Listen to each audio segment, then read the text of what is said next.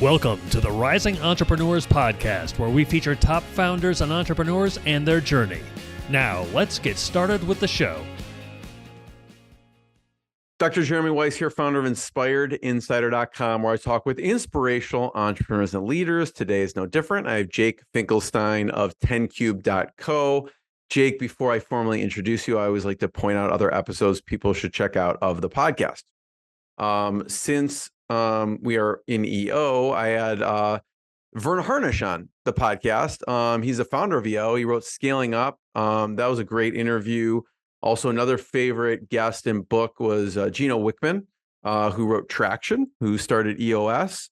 And another fan favorite, one of my personal favorites, is Chris Voss, who wrote Never Split the Difference. He's an ex-FBI hostage negotiator. So I actually got the book, Jake, not for business, but because of kids.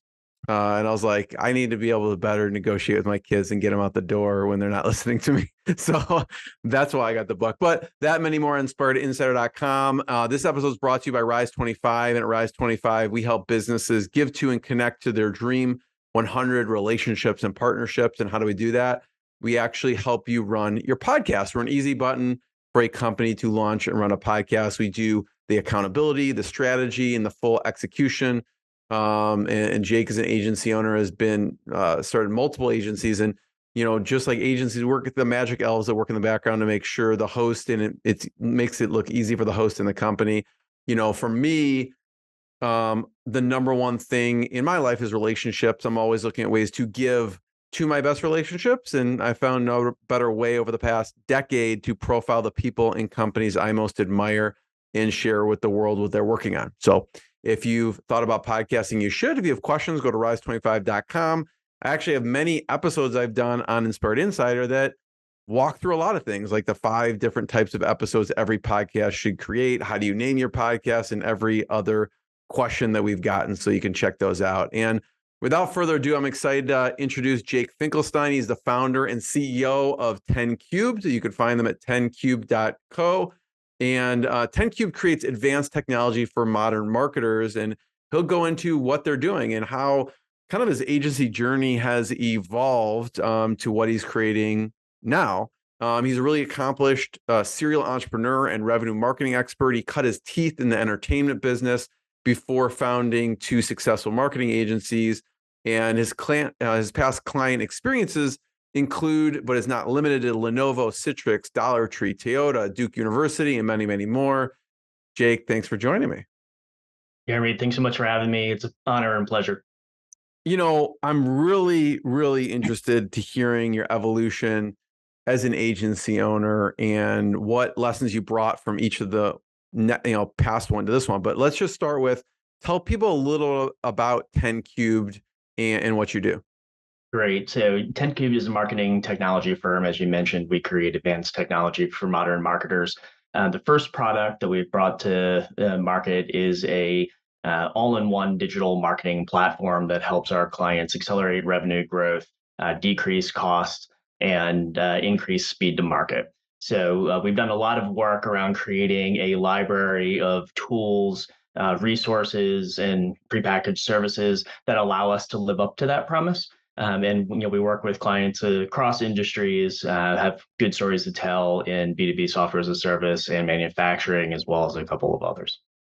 I know when we talked previously, you have, I think of it, I guess, in sports. And when you look at sports, they have a playbook. And You were saying you have over 100 plays that you run. Talk about what that means, that you have these plays for businesses to run. Yeah, so no, it's a great question, and they really fall into 3 buckets. So on one side, we've invented a number of tools that allow us to more efficiently and effectively, again, scale revenue. And these have a very wide range of applicability. So it's things like content creation, campaign planning, even simple tactical things like search engine optimization and A/B split testing on advertising. So right now, these are all kind of behind the curtain. As we've gone to market, we've actually gotten a lot of feedback that our clients don't want another screen to log into. So we do operate as a managed services business. But the kind of tools and technology we've built, I personally find really fun and exciting.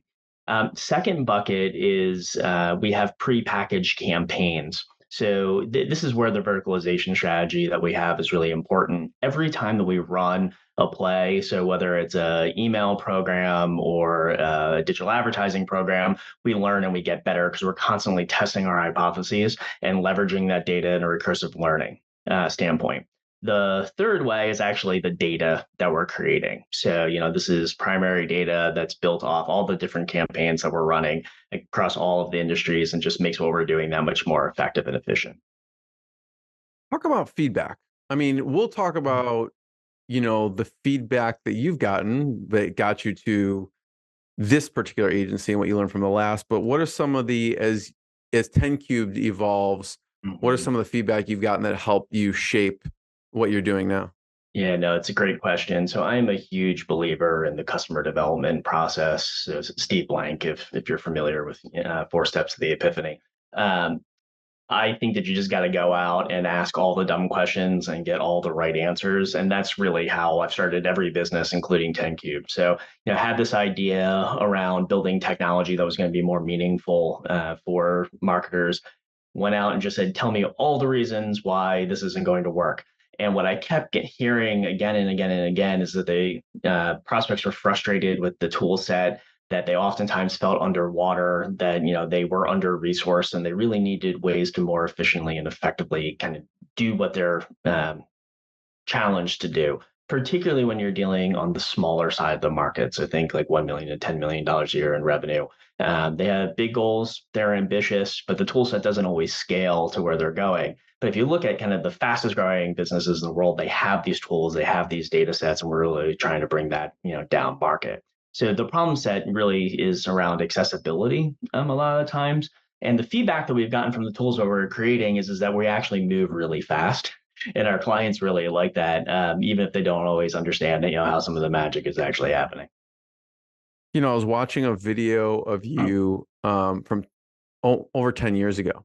Yeah. This was pre-beard, and you were actually talking about some of these exact same things, which is how important it is to talk to your customer and go and ask them their thoughts, Mhm. even going Yeah. back then. Yeah, I mean, I think that they're particularly when you're looking at creating personas or ideal customer profiles. The textbook is going to say go out and do surveying, go out and do, third party, research and look at the, journals. I think all of that's fine and good, but, maybe it's the sales guy in me. Nothing beats sitting across from somebody and asking them the question and watching their body language, watch where they pause, watch where they hesitate.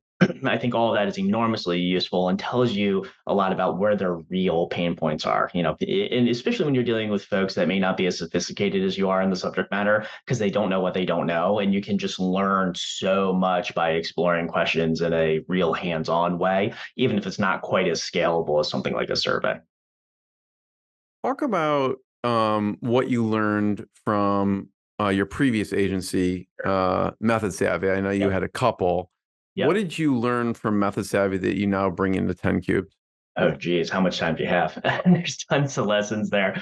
So, for context, I started Method Savvy 14 years ago and change. So, it's a long, long journey there. Very proud of what we were able to accomplish, and in particular the team's efforts in doing so. I think there's a couple of key takeaways that I have.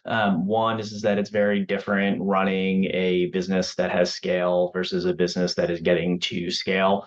They're very often not the same skill sets. And that it's really important to be self-aware enough to understand what you're good at versus what you need people around you from a business operations standpoint to be really good at. So the way I'm taking that forward into 10 Cubed is that I'm making sure that I bring on an operator for the business much, much sooner than I did at Method Savvy. I think the second thing is that early on we were positioned as a data-driven marketing company, which at the time was still innovative and kind of interesting. Now it's just kind of par for the course. But after the first 3 or 4 years of the business, it started to not be as well differentiated, and we didn't move quickly enough to clarify our position. So ultimately, we ended up as a marketing partner for ambitious leaders, and we found that that worked very well, particularly in the way that we articulated it. And I'll kind of spare the spiel here, but it really resonated well because it blended all of our strategic and data-driven capabilities in a really focused way. I think the lesson that I'm taking forward there with 10 Cubed is to constantly pressure test the position in market, because that evolves over time. It evolves over time for every business, and there's no problem with that. But you need to be really attuned to how the market's shifting so you can stay ahead of the curve instead of behind it. You I think mentioned, I'm sorry, go go ahead. ahead, keep going. I was just going to say the last thing that I'll say is the importance of reinforcing culture consistently, and all of the leadership books will tell you that. So like I'm not breaking any new ground there, but really making sure that culture is the lens that we're hiring through and firing through, and doing that in a again a scalable way, so it really permeates the culture is another important value that I'm going to bring forward here as we move ahead. Jake, what I was going to ask was, you mentioned you would bring in an operator sooner, and you would do focus on things you're good at. What do you feel you're good at? And then I'm interested in what do you look for in an operator? Yeah. So what I'm most passionate about is product development and the big relationships. So, I have that typical visionary problem is that I have way more ideas than I can actually execute. So I like to play in the dirt a lot, experiment, have these, customer development conversations, see what's going to stick, and then inspire people to go build it. That's a lot of fun for me and really where I want to spend the bulk of my time. Also enjoy, the big relationships. I'm a natural salesperson, so it kind of comes with the territory. I get a lot of energy from that. So desire to spend my time primarily in those two areas. Now, to your question about what I look for in an operator, not to be pedantic, but certainly experience in the role. And when I say an operator, I'm really referring to, you mentioned EOS earlier, the kind of prototypical integrator. So somebody that's done it before, that has the experience, that understands how to, particularly for this business, operate in a technology company, because it's very different than a services business in my experience. And somebody that has loads of patience, and I would argue probably, if not most importantly, pretty close to the top, is understanding how to say no to me in a way that I'll actually listen to. Because I think like a lot of founders, I can be pretty passionate sometimes, and there's an art to saying no to somebody like me. Yeah, I did there's a interview I did with Mark Winters, who co-authored Rocket Fuel with Gino Wickman. I think they have a quiz somewhere that you can see where are you on that spectrum of visionary or integrator. So probably I think they were saying it's definitely more common for the founders to be more visionary than integrators. Yeah, yeah. I think it's what sub 5% of leaders are integrators. So you're not an easy role to fill, but a very, very important one. So, Jake, what do you think you will do differently in 10 Cube that you did in Method Savvy and in the previous agency? Yeah, I mean, I think that some of the key lessons are not unique to us or myself. There are definitely cases where I want to hire faster and fire faster. And making sure that core values are the lens for that decision. As I already mentioned, being sure to be clear-eyed about bringing in the right type of operator at different stages of our growth, because getting from here to there is not always what is going to be the easiest thing. I also believe that, particularly for this business, because we're technology first, we need to be much more intentional about our roadmap, because it just takes such an investment to build the tools and technologies that we are and that I envision that we will. It's going to be very easy to make expensive mistakes unless we're intentional, but without being too rigid. I think that when you're primarily a services business, you can ebb and flow a little bit more easily than we're going to be able to here at 10 Cubed. You mentioned pressure testing Mm-hmm. positions and market, and I know one of the with 10 Cubed, I know you help a lot of different types of companies, specifically B2B software, B2B SaaS companies, and manufacturing. Mm-hmm. Talk about what you are doing and what you will do to continue to pressure test, let's say, B2B SaaS, for instance. Yeah, so I'm actually going around and having additional conversations right now with marketing leaders from across a very wide range of B2B SaaS companies. Not because I'm trying to sell them anything, per se, but because I really want to listen to what their current pain points are and what they're concerned about as they move ahead. The other kinds of conversations I'm having are actually with VC and private equity firms. I'm hearing some really interesting trends around where their portfolio companies are running into trouble. Particularly in the private equity side, I'm hearing a lot of issues around building scalable flywheels and doing it in a structured way instead of trying to reinvent the wheel all the time. There's a lot of folks that, well, painting with a broad brush, but there are too many marketing folks that will come in and try to do something really innovative when something a little bit more blocking and tackling is required first, and that's not bad. Like you got to put those pieces in place so you can be highly creative and highly innovative, but you got to make sure that they're in place first. So right now I'm exploring those kinds of issues on the B2B SaaS side. Also we're seeing some interesting trends in the hypotheses we're creating and the ones that we're testing in terms of our campaigns. There is some movement in the market right now around hesitance on spending. So it requires better storytelling, more personalization, better data to make decisions. So we're making sure we're investing dollars in the right place to get the return that we're looking for. How does your team differ, Jake? You were saying, there's a lot of behind the scenes, and the clients don't necessarily care how it works. I mean, like you said, it's kind of like magic happening behind the scenes. I imagine there's a lot more technology in this particular company than there was in previous. What kind of team do you need for that you didn't need in the past? So the engineering team is bigger and it's going to be funded much more aggressively. That's partially because we need to build things that are going to be scalable. It's also because I want to experiment a lot more with technology than I had previously. The way that we've structured our account management and client services team is different. We want to be much more white glove in the conversation, but much more hands off in the execution. So, our strategies are not necessarily bespoke. Like they're built on these plays that have structure to them.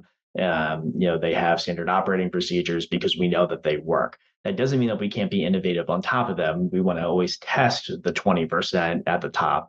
But we need to make sure that from a client strategy standpoint that we're not trying to be bespoke in terms of how we're approaching these things, and it's just kind of a little bit of a different structure than we've had before. There's also many things that we don't do here, which is different. Particularly at Method Savvy, we were positioned as a integrated marketing agency and consultancy, which means we had lots of different skills. At 10Cube, we're much narrower. We're focused on 8 practice areas because we believe that these practice areas are going to allow us to drive revenue, lower cost, and increase the speed of go to market. Talk about the 8 practice areas for a second. Yeah. So it's brand strategy, campaign strategy, content marketing, digital advertising, email marketing, lead generation, search engine optimization, and social media marketing. I think that's 8 if I remember correctly. And the reason why we focus specifically in those is we're doing a lot of hub and spoke work. So we're making sure that there's clarity of position in market, where the real value prop is, who we're talking to, and what the pain points are, and all the broad why questions that you like to address in those. That we have a central message map, a central set of messaging and content that's going to support that. And then we're putting it out in integrated digital channels. Why? Because that's where the audience lives. So a lot of the tools and campaigns that we've structured is really about making sure, we're telling these compelling stories in the right places, but we're doing it in an optimally efficient and, test-driven manner. How do you decide, Jake? Sometimes it's just as important to decide what not to do, right? Yeah. How did you decide what things you were not going to do as a company? Anything that has enough complexity that we cannot build a standard operating procedure around it. So a good example of that is website design. So we have capabilities around landing page creation, but I've done enough web design in my career to know that like unless you're truly dealing with pure templates, which you can do, but most the kinds of clients we work with would not be real satisfied with. You get into some pretty decent customization because that's where the value is. I'm not interested in going through that level of customization. There's also a lot of work on the brand side. Even though we do brand strategy, we do not do branding, and that's a very important difference. The reason why we have brand strategy at all is that sometimes when you're dealing with lead generation or demand generation, the actual problem isn't what you're doing; it's the story that you're telling, or you don't actually know why you're different. And why you're valuable. So like we have to make sure that everything we're doing is anchored there. So again, we're trying to be very intentional about making sure that we're doing the things that can build the flywheel instead of doing like the highly bespoke work, because that's where all the complexity comes in. Yeah, branding's tough. I mean, Very. people who do it, it's difficult. It's very subjective also. Yeah, I mean, if you're doing it the right way, it is defensible because you're doing a lot of work that is kind of research based. So again, Methods Abbey did a lot of branding and brand identity work. So I have some very good methodologies and approaches to that, but it takes a lot of human interaction and elbow grease. And when you're dealing with that type of complexity, you're dealing with a very different cost structure and a very different value proposition than what we have. However, if I have a client come to me with that, I have some very good partners that I can direct them to. So, we're certainly not leaving them in the lurch, but there are specialists in, that area as well as some others that, are going to be better suited for those types of problems than us. Yeah, let's get a little deeper on, what you do. And we mentioned the B2B software. I know you have helped B2B SaaS companies in the tax space. Mhm. What did they come to you with? What were some of the challenges, issues, and what did you do with them? Yeah, so every company that comes to us wants more sales and revenue. So that's kind of the proverbial question is how to grow. And we're no different in tackling those problems than other folks in our space. When it comes to that particular example, historically the brand had had a lot of success with digital advertising and in particular paid search and paid social. But it has become a very expensive space. I don't know how familiar you are with digital advertising in general, but it's essentially an arbitrage game. And when you have more dollars pour into these bigger channels, they just get more and more expensive because that's what's best for the platform and not what's best for the advertiser. So there's an increasing amount of pressure to look at alternative avenues, both in terms of test and learn on the arbitrage side. So like other digital advertising channels that may not have been explored as well, or certainly aren't as competitive, but have good audience profiles. And how can you lean more on owned and earned channels? Like how can you really create differentiated positions with content? And how can you be smarter about leveraging social media and search engine optimization and inbound marketing?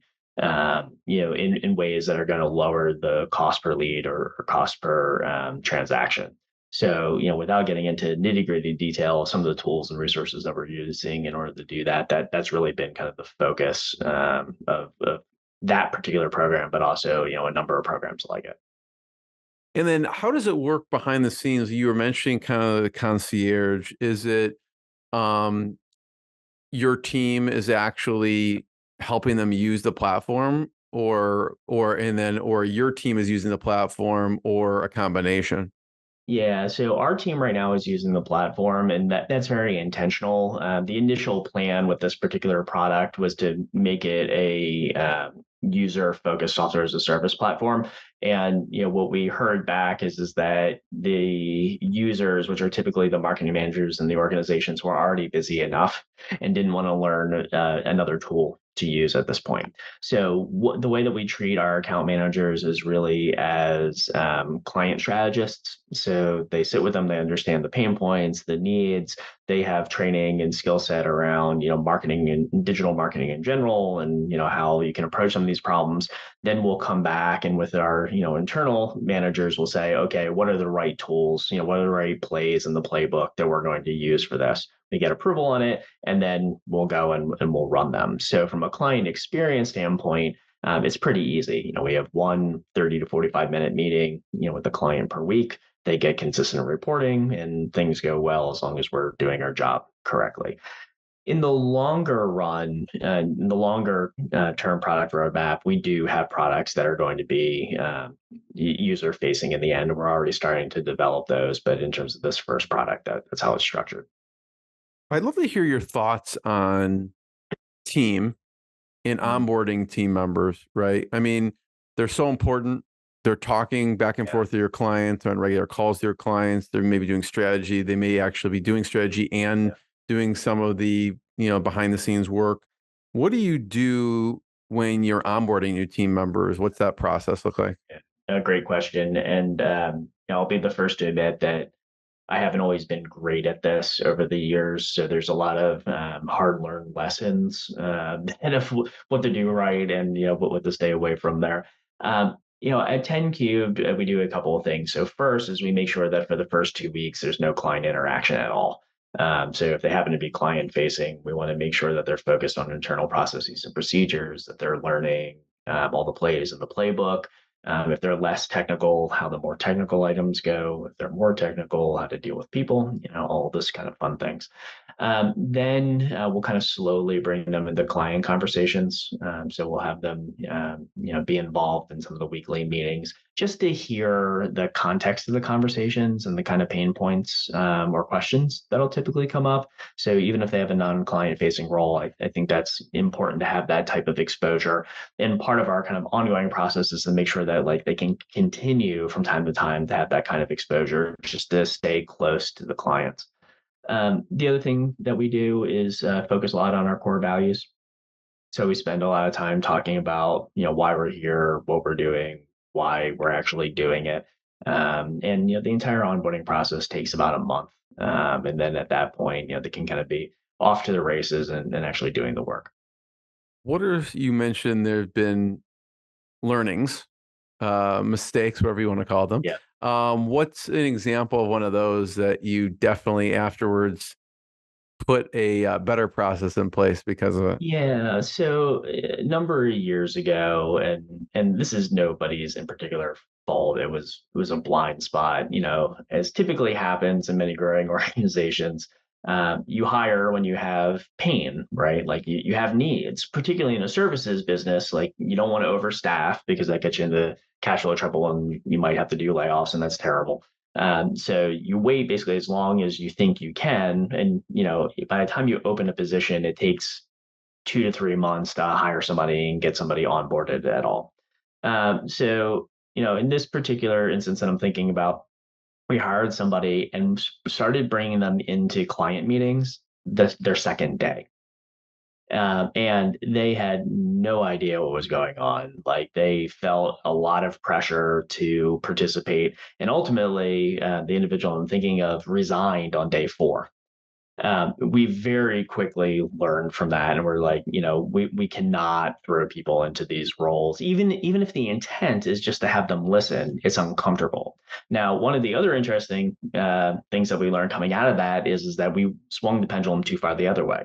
We said, okay, you're not going to talk to anybody for your first month. And we had team members going, no, I want to get involved. Like I want to start doing work. I want to talk to clients. So we had to find that kind of nice, happy medium Right. where we were creating space for people to feel comfortable in their roles, but also, making sure that they had meaty, good work that they could dive into. Yeah, and people probably vary. Some Oh yeah. you could have thrown one person in after 4 days and then maybe they'd be fine and some people not. But I'd like to hear your thoughts and I've heard varying opinions in the agency world on this topic of hiring local versus virtual. And I know that you, from the previous company, had a lot of local staff in North Carolina. So, what are your thoughts on hiring local versus virtual? Yeah, no, that's a great question. And I think it's very contextual to the kind of work and the kind of culture that you want to run. So I am personally a believer that there is a huge amount of value in having people in the same room, particularly when you're doing any type of creative work. And when I use the term creative, I don't mean design, I mean like creative problem solving. Um, there are plenty of ways to approximate brainstorming or workshop sessions virtually, and none of them are great. They're perfectly fine, but they're not great because you don't get the same energy. Um, at Universal Bus Intelligence, which was my first agency, and then Method Savvy, which was my second one, any time that we had something media and creative oriented, I got everybody into the same room, even if they were, remotely located. I wanted to fly them in because I just thought it was that important. At 10 Cubed, it's a little bit different because we're much more technology and engineering led. I think that it's not that we're not doing creative work, but I think the type of creative work is different enough that we can support much more fully remote staff in a way that's going to be productive. I'm personally not a big work from home person, so I like to have some local folks that I can see and interact with. But I think on the net, um, there's certain kinds of work that you just really have the best outcomes if you can do it in person. How did you get into being an agency owner in the first place? Oh yeah, that's a long and windy road. So Um, I'm a serial entrepreneur. I started my first company as a teenager and had a couple others before, any ones that actually made me real money. What was the company as a teenager? What'd you do? It was called 42 Records. So it was a record label. I think I was 16 when I incorporated it back in the 90s when people went to record stores and still bought records. What was But the actually, genre? Was I'm sorry, What was the genre that you were into? punk rock, hardcore, alternative. Yeah. So who is your favorite bands? In general or from the Yeah, label? in Oh, in general. general? Oh, geez. Replacements, Nirvana, no effects. I mean, there's a whole bunch of them. I could go on for quite a while. But yeah, so I actually cut my teeth, as you mentioned, in the music business. So, I've had, an artist management company and a record label, and then decided that, I was really passionate about music and wanted to work in it professionally. Took a role with Megaforce Records, which discovered Metallica, Anthrax, King's X, and they had a jam band label as well that had Disco Biscuits and similar bands. And then I left there in 97, 98, and took a job with Sony Music Entertainment. So one of the big major labels, worked with Columbia and Epic and Aware, have all these great labels. And then I got kind of sick of the corporate landscape. It wasn't really where I was aligned. And decided that I knew better than everybody else. And my co-founder agreed, and we decided to start a music marketing company called Universal Buzz Intelligence, and it very quickly grew into television, film, and video games. And then ultimately, after the first couple of years, we had larger brands coming to us because of the entertainment relationships that we had. So think folks like Pepsi and Diageo and Nike and like kind of those kinds of guys. And that's how I ended up in the agency business. Like I really wanted to work with artists, and then suddenly the people paying the bills were the big brands. And then I was like, huh, I like this. This is fun. And then kind of continue with that trend over the next 20 years or so. What was the transition from that agency to the next one? Yeah, so Universal Buzz got bought by a company actually out of Chapel Hill. I think it was in 2003 or 2004. It's a company called Zoom Culture. It's kind of YouTube before YouTube. And then after about 18 months or so, we were the only part of the business making any money. So we ended up buying the business back. And I was bouncing around a lot. So I had a place in New York City, I had a place down here because my then wife was going to school down here and getting her master's. But I was also traveling like all over the country. So I was living out of a suitcase like 2, 3 weeks a month. And I decided after a number of years that I just didn't want to do that anymore. So I found a way to kind of exit Universal Buzz Intelligence. And then I actually got probably the sickest I've ever been in my entire life. Like I just got the worst flu. It was like my body just decided, like, okay, after the sprint, you're done. And I spent 2 weeks rolling around with nothing but this idea for Method Savvy in my head. And then afterwards, I was like, okay, I guess I have this idea. It's time to move on and go do it. And went through and did the customer development thing that I've done for every business. What was the initial idea behind Method Savvy? Yeah, so the pain point that I had heard at Universal Buzz, particularly towards the end, is that, and remember, this is kind of the 2007 2008 market crash, is that everybody's budgets was being cut, everybody's team was being cut in half, and they needed more accountability and transparency into their marketing and advertising investments. And to be blunt, as much fun as it is to get paid a couple $1 million by Virgin to produce a concert tour, when I really pressure test myself, what I was giving back to them was pretty pictures and good press. I didn't really understand how those investments were helping them achieve their vision, helping them move their business forward. And that was the core idea. I had no idea how to do it. I had lots of thinking about ways to explore it, but I wanted to create a business that allowed marketing to have a seat at the C-level table, because you could talk about the P&L, you could talk about the balance sheet, you could really prove the meaning of the investments and work. What did you learn, Jake, about the acquisition process? In terms of just like going through the acquisition Yeah, process? exactly. Yeah. Well, a couple of things. Learned a lot about valuations and how they work, particularly the first time. That was an interesting experience. Learned a lot about equity structure. Learned the art of the dance around these conversations, that they're, particularly when you're dealing with unsolicited, strategic acquirers. There can sometimes be conversation where they present it as a little bit more serious than it actually is. And, when you're naive in the process, you can get excited before you actually need to be excited.